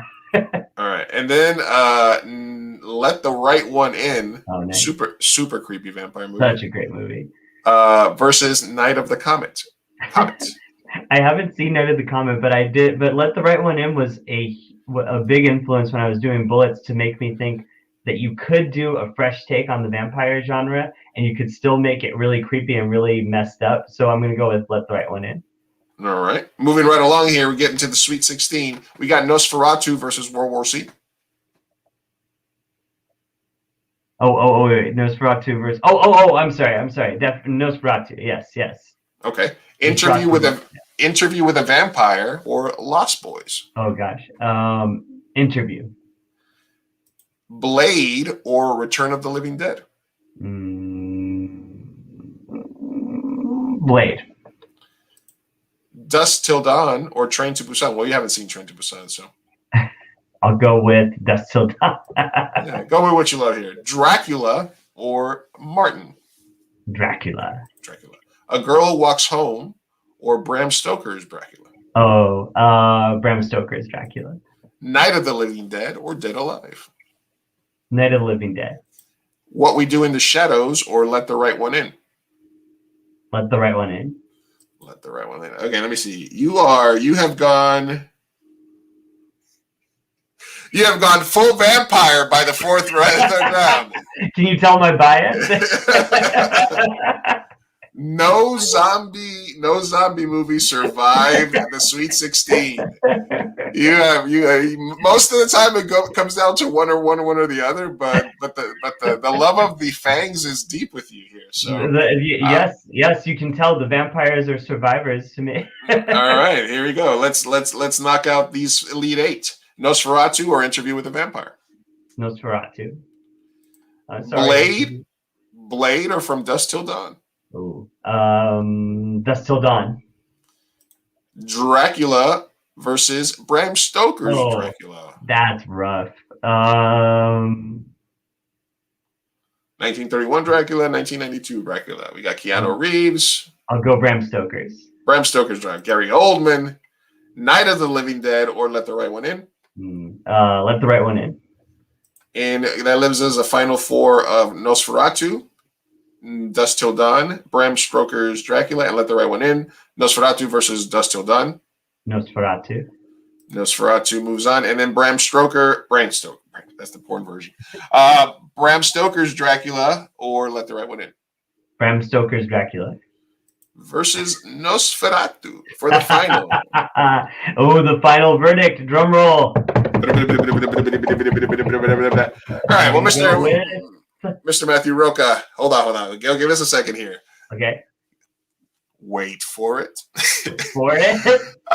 Just wanted to remind everybody that Matthew's movie is available to continue to contribute for the next 3 days on Indiegogo. Just search for property you can never watch. For all things related to myself, podcast, stream related, please follow us across any and all platforms by looking for 2 a.m. Burrito or by looking for me personally at Mr. Big Chief Burrito. I want to thank my guest here for coming on, man. We had a cool conversation about movies. Overrated, underrated directors, why he's deciding to make this movie in 16 millimeter. But we have one last step. As the final title card in Boogie Nights says, long ride, one final step, or something that's equivalent to that. You are a lover of all things fangy and gory. We have properly one of the greatest movie of all time, Nosferatu, alongside its 1979 remake by Werner Herzog for some reason. And we have Bram Stoker's Dracula, featuring everybody's crush from the 90s, and Keanu Reeves, and as well as Gary Oldman. Wait, I thought you were talking Gary Oldman. Everyone's No, I was thinking what's from Heathers, Winona Ryder. Oh yes, of course. I apologize to Winona forever for that. But these are two awesome movies, man. One of them is a classic. One of them is an incredible remake of that not remake, but an incredible take on that. Well, then Nosferatu. The reason that it's such a classic was because since the writer they couldn't have the rights to Dracula at that time, so they changed the name of everybody and they changed some of the elements, and they can't bust that out of the movie classic. By the time they made Bram Stoker's Dracula, Dracula is in public domain, so anybody can make a Dracula movie. Nobody owns that. And so they made an incredible movie. But I create the bracket. Matthew, you solve it. So that all that being said, and thanking you for being on the podcast and the stream, what's your decision here? Oh, thank you, man. It was such a pleasure to be here. And, man, really great battle that we have here with these two. To me, the quintessential, not only quintessential, my favorite vampire movie of all time, probably one of the most influential on my previous film, Bullets, Fangs, and Dinner at 8. That was a vampire movie. And just the way that I view them in a very creepy, unromanticized, disgusting, horrific way. A key influence to me for that was always Nosferatu. And so I'm going to go with Nosferatu as not only my favorite vampire movie, but one of my top favorite horror movies of all time. A worthy bracket indeed. I mean, Nosferatu was the leading, sort of rated rookie number one seed in this event. So it's not a surprise to see it win, but I do like seeing people go through the process and, just kind of see how they break down different things. So again, thank you for coming on. As a filmmaker, it's always, part of the reason I do this is to create content, but also to talk to other filmmakers about process. And I got to kind of look at some of the stuff that you've done to kind of see your style. And I sent you some of my stuff, so that you can kind of take a look at that. What'd you think? Would you like of what you've seen that I did? Oh man, dude, it's incredible. I'm loving it so far. I literally, I didn't get to finish the videos yet because I was teaching today, but and we put this together so quickly. But I'm going to send you a full review when I'm done. But what I saw so far, I was loving. I really was loving how you were. I'm so sorry, I'm blanking on the name. The one with the bicycle thief. Bicycle, yes. I loved how you built up this sort of serious tone to it with his. Like there was the funny friend, but like something about Dominic's reactions, and there's this kind of serious undertone in the music, and your shots through the windshield created this sort of uneasy feeling, at least to me. And then, so I wasn't sure, like when they were driving, I was like, is Dominic gonna kill him? What's gonna happen? Like it had this build up in my head, and then he's looking at the girl, and then there's like this great moment of comedy that just suddenly breaks that tension. And like to me, I'm all about like tonal shifts in films. So when I saw that, I was like, "Oh, I'm gonna love his stuff." Like that's where I left off for now. But I was like, "I'm gonna love finishing this." Absolutely, man. Let me know what you think. Like I said, one of the biggest influence in that movie was the Thin Red Line. Obviously, the original Bicycle Thief, but just the idea of like movement and poetry and stuff like that. And even though Dominic can't speak a lick of Spanish, he was still the perfect guy, and I wanted to make a movie in Spanish, so I was like, "Fuck it, I'm the director. I'm gonna cast a guy who can speak Spanish in my lead role." Did you have someone dubbing for Dominic, or did? No. Dominic said all his lines. The only problem with Dominic, and I love him to death, is that my goal was for him to also be able to say the poems. Like you heard the poem at the beginning was supposed to be the same character, but just as a voiceover, right? But no matter how many times we tried, and we did at least 3 different voiceover sessions with Dominic to try to get him to just learn to say the poems. And these are not like super complex poems. They're like a haiku. They're like a 2-letter stand, But I tried so many times to just coach him through it and to record him, and it just didn't sound right. So that's why the movie sat in my editing process for years. And the first version that I put out with his voiceover got rejected everywhere. Wow. And it was a weird edit, and it was black and white, and it looked awesome in black and white because I thought about it as a black and white movie, but I could see it in black and white. Yeah, it definitely worked in black and white, but there were so many good shots that I felt were hiding from the color. So during the pandemic, I re-edited. I reached out to Jose Yankee, the guy who eventually did the voiceover work, and I was like, I need somebody to redo these voiceovers because it can't sound like anybody else's in the movie. It has to have like this this gravitas, this voice that kind of is like the voice of the inside voice of Enzo, and he did that, and I re-edited. I stripped it back to color. I dropped in the new voiceover, and it just became a different movie. Wow. And then and so far it's been well received at festivals that had originally rejected it, and they're like, wow. "Oh, we like this version. We're going to play this version." And so that's huge. That is huge. You know what? I would love for you. You know, if you're ever interested, I as I said, I teach a film class to younger kids, to high school kids. If you ever wanted to, we'll talk about this some other time. But if you ever wanted to come in and do like a compare and contrast and show, I really love teaching them about how one little thing like voice or color or this or that can make all that difference. Like that'd be a really fun guest speaker lecture, I think. I would love to. And of course and then the only other thing we didn't talk about, honestly, which is funny, is that you did the When Howie Met Ronnie fan film with Atkinson. What was that one? When Howie Met Ronnie, was that you? I don't think no, that wasn't. That was the other guy that I had you confused with. Michael Mason, right? Yeah, it was Michael Mason. Sorry. It's okay. We get confused a lot. Michael Mason's incredible. Yeah, and he's always got crazy, big, ambitious stuff. He did Whitefire. He's like 6 hours long. He might have or also something. got us confused because he had me act in his. Yeah. That's what I was saying, and I was like, wait, was it Matthew or Michael that did the movie with Mark Atkinson? And I was like, wait, you didn't play Howard Stern in the movie. You played the priest. You also, for a director, you got some, like myself, as you will see in the movies that I sent you, have some pretty decent acting chops. Oh, I thank you. So that's another thing that allows you to work with actors to be able to sort of put yourself in their place. It's a good thing. One of the reasons I took acting and improv classes was realizing that made you a better director to be able to get inside of an actor's head a little bit. It's totally true when you can just when you know how to act yourself, and you can understand why they're asking the questions they're asking or what they're trying to figure out about their character, and you can just give them that one little piece of advice that you would want as an actor. It's like that's everything. You never show delivery though, or right? You never kind of when you're trying to work like this is how I would do it, or that kind of right. You try to avoid that. No, I know. The majority of actors don't want you to tell them exactly how.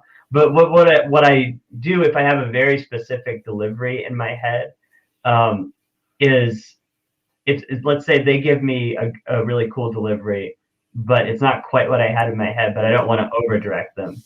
I might give them a sort of idea of that line by saying, oh, you know what? I really loved how you did this and this and this. It's always about the positive first. Like, I love what you did here with this and this. I had this cool idea. I don't know if it'll work or not. Maybe try putting the emphasis on this word and see what happens. And maybe we'll use the other take, so I just kind of put it in that way and then plant the seed, Okay. I'm a consensus builder by management and teaching style. So I have to get hey, water is wet, right? Yeah. And it's, and it's hard to see in the dark, right? So, your socks are wet and I try to build a universe for them and then sort of hit that. Yes. The do it like this is like the emergency thing on the wall in case of emergency, break glass. Yeah. And for an indie filmmaker, it's like, it's you can have it in your tool bag as a director, but you have to be super careful because you might get that line right, but you have to rebuild your relationship with that actor at that point. You have to see, Matthew, I turned my light on when it was lighter, so I wouldn't have to turn my light on midstream. You know, it was all part of the plan. amateurs talk about framing, masters talk about lighting. I'm just kidding. I'm just messing with you. So you can do that as a director. You can hit that thing and say, listen, this is very important to my script. It has to be exactly same. Like, I don't like, but that's a conversation you need to have with the actor ahead of time to say, Yeah. you know, where most of the time I will, unless something an actor does piss me off, I'll let them do it. I love when actors come to set having made decisions in their head, having done the work. I love that. Mhm. But sometimes changing a word or two will, in my mind, change the way I want those words to land later. I want, I've specifically want this person to use these specific words because that's how I've written them. Exactly. So when it comes to that, when it comes to them change, so that's when I say, but if an actor comes to say with decisions made and they make good choices, and I look at it and I'm like, I just think, am I mad right now? Or if it didn't piss me off, even if it's not exactly what I wanted, if it worked, then you're I'm gonna let you work. Yeah. But there's gonna be certain things that need to be done the way I want them because I'm thinking of the overall vision and I'm already sort of editing it in my head, you know. So. Oh, exactly. That kind of applies with the whole thing too. It's, I mean, with cinematography, with everything, it's like you have a very specific vision for what you want to do, and then you let them play within your sandbox you created for them. But like, you know, you have the certain parameters of how. You know. With I work with Oscar, with Paul Jarrett or Oscar, I will sort of let him do his thing. But if I wrote something and I say I need this specific shot, do whatever you want, shoot it, look at the creative angles, come up with it, do it. But I need A, B, and C. Exactly. I need, and because I need you to do a dramatic push in on her between these lines, and I need a shot because one of the actors is coming this way, and blah blah. Right. As long as I got that, give me the coverage, and give me stuff, give me a few things to choose from. That you think is the most creative. And that when you do have that, you know, when you do, like you said, when you can give just like a certain bit of context for the direction without specifically this is how to do it, but just giving that context, and you see that improvement and you see where it goes from there is really exciting. Like there, when we did Bullets, there was like a lot of non-actors for especially like a lot of the dinner party stuff. There's a lot of non-actors who I just felt were right for the roles and gave it that kind of naturalistic feel. And one actress actually, that was a cool little moment. Her name is Tracy Pay. She was not an actress at all until that point, you know, and I just thought she was great for that role. And she won an Oscar this year. Yeah, it's well, no, so she came, you know, just ready to, you know, she's just very great personality and very, you know, just ready, excited to be in a movie, but not having had any experience with it. And then there's this part where her character is talking about, you know, vampires got killed and blah blah blah, this and that happened, and she's telling it at the dinner party. And at first she was really trying to be an actress, right? So she was trying to put all this emotion into it, like, oh my god, like these blah blah blah. And I was thinking, how do I direct that moment to make it more natural? And so I just told her, you don't really care, you don't have a personal attachment to these vampire people who died. You're just relaying some interesting news to your fellow socialites. Like that's really all you're doing here, you know? And then that clicked in her mind and she just delivered it in that way. And it was really cool. It was like a moment of like seeing someone go from being a really awesome non-actor into starting to be an actor, you know? It's great. Yeah, absolutely, man. I mean, I'm sure we could talk for 2 more hours just about directing and about stuff like that. But I did want to kind of catch up with you, talk about your project, your decision to shoot that on film, and then kind of hoping that the next few months or years while you're doing it, man, treat you well and that you enjoy the process. Oh, there's nothing like day one, shot one. So hopefully we can get you guys a couple more people to look at it. Hopefully donate a couple of bucks. I'm sure that the rest of you guys are working to get it out to people before the campaign is over. Make sure that you guys go check it out, follow me, etc. Blah blah blah. And yes, I would love to be able to at some point. I always like teaching and imparting ideas to filmmakers, young filmmakers especially. I make sure that they realize And what I would tell them is don't shoot anything before at least the 4th or 5th draft. Yes. Independent filmmaking is about at this level about figuring out what happens, figuring out what you need to deal with on set that day, which means, this actor or actress didn't show up. My sound guy didn't show up. My camera guy didn't show up. Well, guess what? Your sound guy showed up, but your camera guy didn't show up. Guess what? We're shooting it on iPhones, and we're gonna have excellent sound, and we're combining those two parts into one part because the other actor didn't show up. Boom! So you got to learn those 2 other lines, and it's all about dealing with shit that happens on indie film sets because people are getting paid. One person's not going to show up. One person's going to get sick. There's going to be a piece of equipment that's missing. Something's going to happen. Don't forget those pesky planes too. Yeah, Don't scout a location on a Tuesday if you're going to film on a Saturday.